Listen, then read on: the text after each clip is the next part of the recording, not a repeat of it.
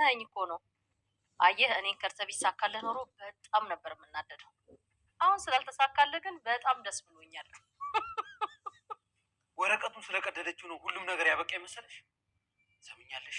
ነገ ከነገ ወዲያ ብሩክ መፈረሙ አይቀርም። እሺ አንተ ግን እስከዛሬ ያልታወቀብህ እባብ ነበርክ። ግን እንዴት ነው እኔ መርዛማነት ያልታወቀኝ? ወይዘሮ ሩት ስለምትናገሪው ነገር ብትጠነቀቅ ይሻል። ባልጠነቀቅ ምን ልታመጣ ነው? ንገረኝ፣ ምን ልታመጣ ነው? እባክሽ እኔ የምልህ ብሩኬ፣ ማታ የተቀደደውን ውል ፒሲ ላይ ስላለ ፕሪንት አድርግና በኋላ ትፈርማለሽ። ችግር የለውም። ትቼዋለሁ።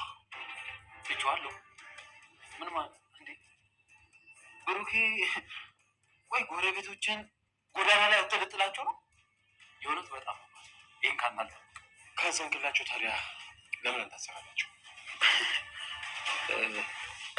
ብሩኬ እየቀለድክ ነው አይደል? ለምን ቀልዳለሁ? ከምሬ ነው። ውሉ ላይ የመፈረም ሀሳቤን ትቼዋለሁ። እንደሱ ነው? አዎ እንደዛ ነው። ከአባታችን ጋር ነው መኖር የምንፈልገው ምናምን አትሉም እንዴ? አባታችሁ እንደ ድሮ አይደለም፣ ፈዟል። እናንተን መጠበቅ አይችልም ብላ ነግረናለች። ሂሩት ነች እንደዚህ አይነችው? አዎ ሳስበው እውነቷን መሰለኝ። ምን ማለት ነው እውነቷን ነው መሰለኝ ማለት? ቆይ እኔ እናንተን ማኖር ያቅተኛል እንዴ? ረሳኸው እንዴ? እናቴም እኮ ከአንተ ጋር ሆና ነው የሞተችው። ምን ዋሻው እንዴ? እውነቱን እኮ ነው የተናገርኩት። ይሄኔ በደንብ ቢጠብቃት ኖሮ እናታችን አሞትም ነበር። ዝም በል። እኔ እናታችሁን ለማድረግ የሚቻለኝ በሙሉ አድርጌያለሁ። ሁለተኛ እንደዚህ ስትንደርሰማ። በቃ አባዬ ተረጋጋት። እናድርግ። ቆይ ይሄ ሁሉ ነገር እየነገረቻችሁ አይምሯችሁ ሆን ብላ የምታበላሸው ያቺ አያታችሁ ናት አይደል? ኧረ እሷ አይደለችም። ከልብ ዝም ብሎ ነው የሚዘወርቀው። መልቀቅ ካለበትም እሱ ነው የሚለቅሽ፣ እኔ አይደለም። ሴትዮ ጆሮ እያመማት ነው። ምን እየለበትሽ ነው? ገነት ይሆን ይለቀስ እንጂ። ሰላም ተወዳጆች የካያ ድራማ ቤተሰብ እንኳን ደህና መጣችሁ። በዛሬ ጊዜ እንግዲህ ብሩኬ በጣም ውጥረት ውስጥ ያለና የብሩኬን ድጋፍ የምትሹ ወይም ደግሞ ብሩኬ ያሸንፋል የምትሉ እስኪ ላይክ እያደረጋችሁ እንዲሁም ደግሞ ኮሜንት ላይ አሳውቁኝ ማለት ነው። ድል ለብሩኬ እያለን ድራማውን እንጀምራለን። በዛሬው ክፍል ካያ ድራማ በጣም ብዙ የሚያሳዝኑና የሚያስገርሙ ትዕይንቶችን ካየንባቸው መካከል ብሩኬ እንግዲህ በጣም አሳዛኙን ቀን እያሳለፈ ይገኛል። ብሩኬና ሚኪ ዛሬ ላይ ከመልካም ጓደኝነት አልፎ ዛሬ በጣም ብዙ የሚያጋጫቸው ብዙ ሰበቦችን ከፊት ለፊታቸው አድርገው እየተጋጩ ይገኛሉ። ልጆቹ የማን ናቸው? የብሩኬ ቤተሰብ ዛሬ እየተበታተነ ይገኛል ማለት ነው። ብሩኬ እንዴት ነው ሊያደርግ የሚችለው?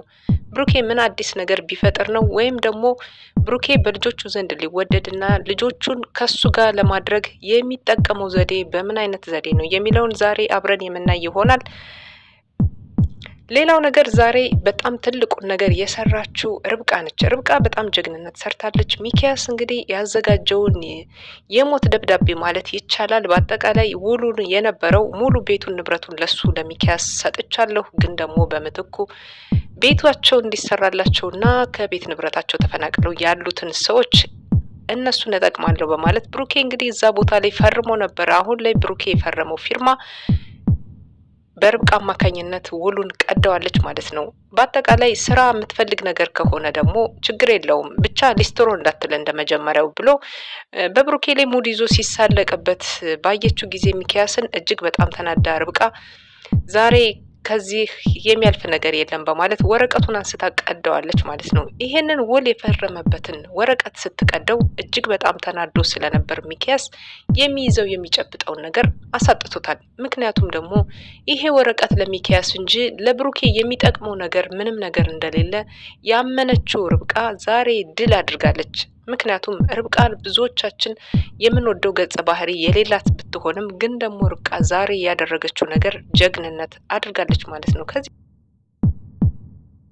የወይዘሮ ሂሩትና እንዲሁም ደግሞ የሚኪያስ መፋጠጥም እንደቀጠለ ነው። ምክንያቱም ደግሞ ሁለታቸውም ገንዘብ ያገናኛቸዋል። እንዲሁም ደግሞ የይገባኛል ጥያቄ አብዝተው በሁለቱ በኩል ያለ ቢሆንም አሁን ላይ ግን ትርሲት እናት እንግዲህ ትርሲት ከሞተች በኋላ እያንዳንዱ ነገር ስላደረገችው ነገር መጥፎ ነገሮች እያንዳንዱ ሚኪያስ አስታውሷት የትርሲትን እናት አንገቷን እንድትሰብርና እንድታዘን አድርጓታል። ምክንያቱም ደግሞ ከዚህ ህመም ውስጥ ላይ የትርሲትን ስም ደጋግሞ ሲጠራ ጥፊዎችን እያቀመሰችው ነበር ሚኪያስን። ሚኪያስ እንግዲህ የተናገረው ነገር ውሸት አይደለም፣ በእርግጥም ትክክለኛ ነገሮችን ነግሯታል። ልጇ በህይወት እያለች አንድም ቀን ለልጇ ደስታና እንዲሁም መልካም ነገር ሳትመኝላት ልጇ በህይወት እየነበረች ባለበት ሰዓት ላይ መልካም ድጋፎትና እንዲሁም ደግሞ መልካም ተግባሮት ያልነበራት ሂሩት ዛሬ አንገቷን የምትደፋበት ቀን ደረሰና ይኸው ሚኪያስ ያዋርዳት ጀመር ማለት ነው። ሚኪያስ የተናገረው ስህተት ባይኖረውም ግን ደግሞ የሂሩት አንገት መድፋት እውነት ነበረው። ለዚህ ነው ልጅሽ ሞታለች፣ ግን ደግሞ አንቺ መልካም ሰው አልነበርሽም፣ አንቺ በምታደርጊያቸው ነገሮች እያዘነች ነው ልጅሽ የሞተችው ብሎ አንገቷን ወደታች ዝቅ እንድታደርግና እንዲሁም ራሷን እንድትመለከት ራሷን እንድትፈትሽ አድርጓታል። ይሄንን ሁለተኛ እንዳትደግምልኝ እያለች እሷን በጥፊ እየመታችው፣ አሁን ላይ ግን የተሰማትን ስሜት ማዳመጥ ስለፈለገች ወደ መኝታ ቤቷ ገብታ የልጇን ፎቶ አቅፋ ተመስጣ እያዳመጠች ነበር ራሷን። እያንዳንዱ ለበደለቻት ነገር ዛሬ ልትክሳት ቃል ገባልሻለሁ፣ ትናንትናን ተመልሼ ላልመለከት ልጄ እያለች እንግዲህ ቀና ብላ ባትመለከታትም ልጇ ግን ደግሞ ለፎቶግራፉ እየነገረችው ነበር። ሂሩት እንግዲህ ተጸጽታ መሆኑ ነው። ሂሩት አሁንም ቢሆን ከሚኪያስ ጋር ያልጨረሰችው በጣም ብዙ ነገሮች አሉ። ልጆቹ በመሀል ቤት እየተጎዱ ነው። አንዱ አንዱን ይላል፣ አንዱ አንዱን ይላል፣ አንዱ አንዱን ይላል። ከሚኪያስ ጋር ወይም ደግሞ ከብሩኬ ወይም ደግሞ ከእናትየዋ ከአያትየዋ ጋር ትኖራላችሁ የሚለውን ነገር ሂሩት እንግዲህ አንድ መጥፎ ዘር ዘርታበታለች እና ካሌብ የተናገረው ከባዱን ምልልስ ዛሬ ላይ ብሩኬን በጣም አናዶታል። አባታችሁ ምንም ዝም ብሎ ነው አሁን ላይ ለራሱም አይሆንም፣ ለእናንተ እንኳን አይደለም ለራሱ አይሆንም በማለት እንግዲህ ነፈዝ ሆኗል እያለች የነገረቻቸው ንግግር ዛሬ አባቱ ነፈዝ ስለሆነና እንዲሁም ራሱን በደንብ አድርጎ መቆጣጠር ወይም ደግሞ ራሱን መምራት የማይችል ሰው በመሆኑ ይሄው እናቴን አስበላሃት አስገደልካት በማለት እናቴን በአንተ እንዝላልነት አትሞትም ነበር እያለ አባቱን ካሌብ እንግዲህ እየወቀሰው ነበርና ይህን ሁሉ ያለቻችሁ አያታችሁ ናት እያለ ብሩኬም እንግዲህ በጣም ተናዶ ተቆጭቶ ወደ ሳሎን እየሄዱ ነበር ማለት ነው። ሳሎን ላይ የተፈጠረውን ግርግር ሁላችንም አይተናል። ማለትም ከባድ ቀንን አሳልፏል ብሩኬ ከሚገባው በላይ። ዛሬ እንግዲህ በህይወቱ ላይ ሊያጣቸው ከማይፈልጋቸው ነገሮች አንዱ የትርሲትን አደራ መረከብ ወይም ደግሞ የትርሲትን አደራ ለሌላ ሰው አሳልፎ መስጠት ትልቅ ውርደት ወይም ደግሞ ትልቅ ክህደት መስሎ ታይቶታልና ብሩኬ ዛሬ ላይ የቆመው ያለውን መቆም ማናችንም ብንሆን የትኛውን ውሳኔ ልንወስን እንችላለን የሚለው ከብሩኬ ጎን ነው እኔ ለራሴ ልቆም የምችለው ማለት ነው። ልጆቹ የልሱ አደራዎች ናቸው። ብሩኬ እንግዲህ ሙቶ የተነሳ ሰው ማለት ይቻላል። ከዛ ህይወት ሁሉ ወጦ ዛሬ ብሩኬ ልጆቹንም የማግኘት ንብረቱን የማስተዳደር እንዲሁም ደግሞ አልፎ ተርፎ ብዙ መከራዎችና ችግሮችን ተሻግሮ የመጣው ብሩኬ ዛሬ ለሱ ይሄ አይገባውም። ልጆቹ የመረጡትና የወደዱት ቦታ የመቀመጥ ኃላፊነት እንዳለበትና እንዲሁም ደግሞ የውዴታ ግዴታቸው መሆኑን እሱም ሊረዳላቸው ይገባል። ግን ደግሞ ዛሬ ላይ አያትየዋ እያስገደደች ያለችው በንብረት ጉዳይና ተያያዥነት ከሆነ ያደረገችው ነገር ሂሩት በጣም የሚያስጠላና የሚደብር ነገር ነው። ሚኪ እንግዲህ ደረቱን ነፍቶ እግሩ ላይ አነባብሮ ተቀምጦ እየተጠባበቀ ይገኛል። ምክንያቱም ደግሞ ይሄንን እየጠበቀ ያለበት ምክንያት አሁን ላይ ሁሉም ነገር ሰላም ይሆናል፣ ይስተካከላል ብሎ እያሰበ ነው። ልጆቹ እሱን እንደሚመርጡት 100% አምኗል። ምክንያቱም በሱ ህልውና ስር ልጆቹ ሊተዳደሩ እንደሚችሉና አባታቸው ነፈዝ እንደሆነ አሁንም አድርገው እየተሰማቸው ያለ ምንም አይነት ጀግንነትና ምንም አይነት የአባትነት ስሜት እንደሌለው እናታቸውን እንደገደለ ለሀብት ብሎ እንደመጣ እዚህ ላይ የተሞላው ካሌብ አሁን ካሌብ ያጠራጥራል።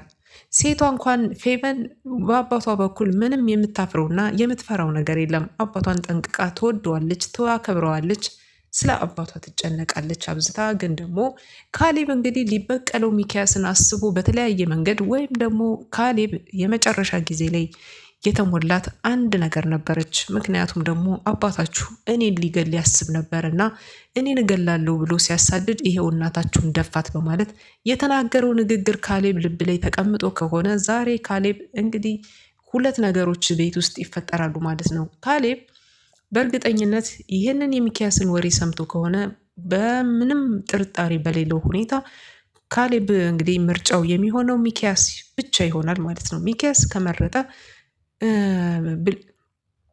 ፌቨን ደግሞ ማንን ልትመርጥ ትችላለች? ከዚህ በኋላ ያለው በጣም ከባዱ ፍጥጫ ከዚህ በኋላ ያለው ነው ማለት ነው። ከባዱን ጊዜ ካያዎች እያሳለፉ ይገኛሉ። ድል ለብሩኬ እያልኩኝ እገኛለሁ።